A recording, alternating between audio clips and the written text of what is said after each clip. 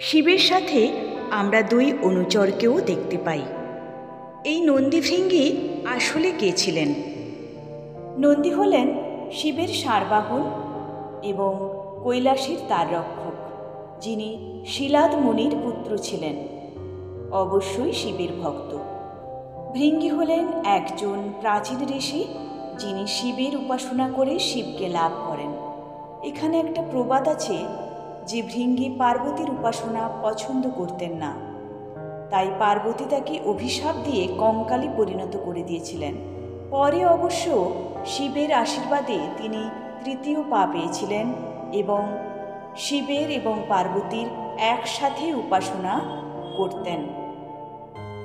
এই নন্দীভৃঙ্গি তাই শিবের সাথে থাকেন, কারণ তারা শিবের প্রধান ভক্ত।